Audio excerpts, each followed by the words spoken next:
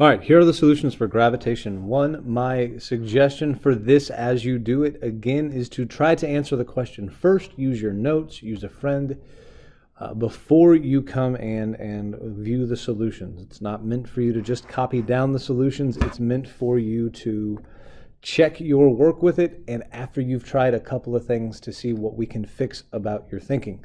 So, gravitation 1. Force of gravity depends on what two factors?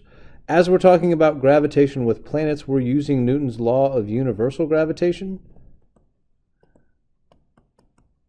So, force of gravity is G, the universal gravitational constant, times mass 1 times mass 2 over r squared. So, we'll list out what all those things are. That's our gravitational constant. Mass of object 1, mass of object 2, and then this guy right here is the radius. That's a little misleading. What we want to say with this is it's the distance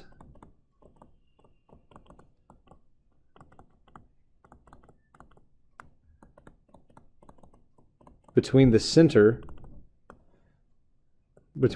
of each object. So if we're talking about you and the Earth, even though when you're standing on the ground you're touching the Earth, the distance between you and the Earth is the distance between the center of the Earth and you. That's how we're going to measure distances. That's how we're going to measure that R in this universal gravitation formula. That's how we're going to measure the distance for this force. So when we want to know what does the force of gravity between two objects depend on, depends on the mass of each object.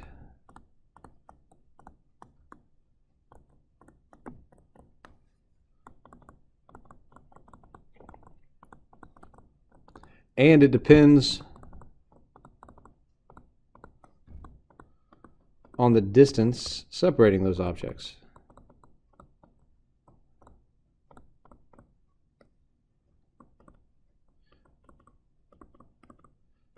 And just to be clear, it depends on the distance separating the centers of the objects. All right, next one. Explain using Newton's laws why an apple falls to the earth. So the big principle here is that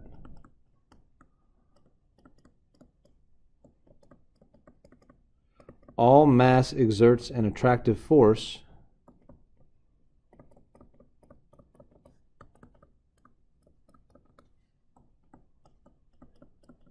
on other masses. That's kind of the idea behind Newton's universal gravitation. So what we can say for this apple is that the Earth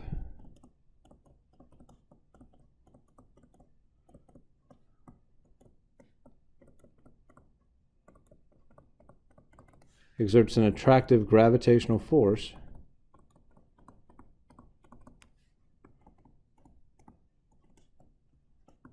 on the apple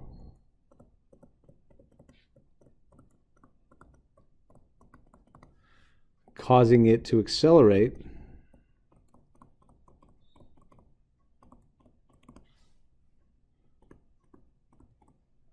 towards the Earth. That is the result of that gravitational force. So, explain using Newton's laws why the moon does not fall to the Earth. Well, this same thing is true, right? The Earth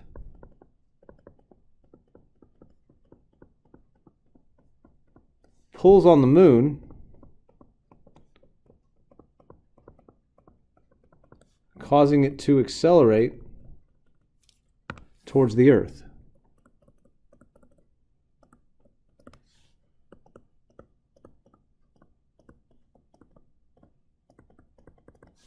That's what gravity is doing here, but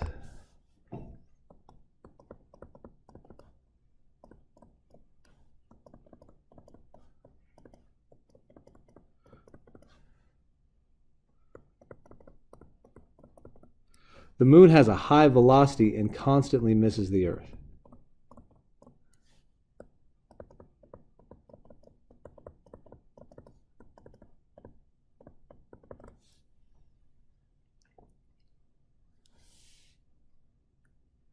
So when we think about things that are in orbit, the picture that I like to think about, let's say there's a giant cannon on top of a big mountain on the Earth. If we fire a cannonball out of that normally, it has a little bit of velocity and it eventually falls down and runs into the Earth. If we fire the cannon faster, well, gravity's still going to bring it down, but because we shot it faster, it falls a little bit further around the Earth. So if we continue to increase the speed, what we see is that it goes further and further around the Earth. If we shoot that cannonball really fast, it has so much speed that gravity still pulls it down, but it has so much sideways speed that it goes around the Earth. So when we talk about things in orbit, it's free fall, just like dropping an apple that misses. It's free fall that's constantly missing. That's what it means to be in orbit. So that's what the moon is doing. It's in free fall towards the Earth, but it also has a really, really big, high sideways velocity, so it misses the Earth the whole time. Same thing's true for the space shuttle.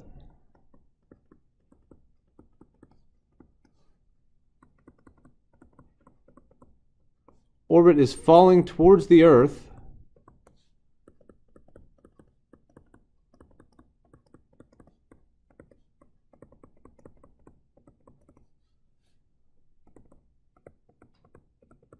with a high enough sideways speed to miss the Earth. So what that means, one of the things that means is that the astronauts, or cosmonauts, I don't know what they call them when they're from Canada, Canadian astronauts, the astronauts feel weightless in orbit because they're in free fall. Just like you inside of an elevator, if we cut the strings on the elevator, would float around and feel weightless inside of the elevator because it was falling towards the Earth, the astronauts also feel weightless. They're in free fall. Unlike the elevator, though, they have a high speed sideways, so they don't hit the Earth, they just constantly miss it. Number 5, if the Earth were suddenly and magically to disappear, and hear me, it'd have to be magical, there's no reason that the Earth would disappear, what would happen to the moon?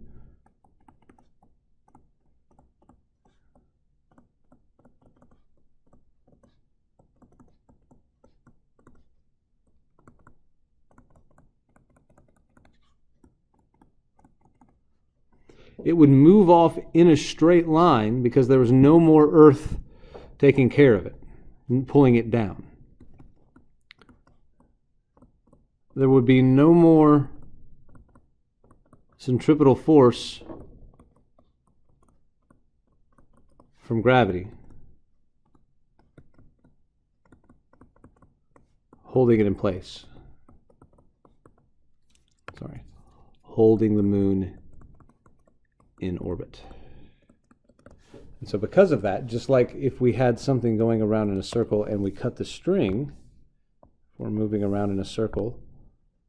So if our object is going around in a circle and we all of a sudden cut the string on the object, it would move off in a straight line path. That's what the moon would do.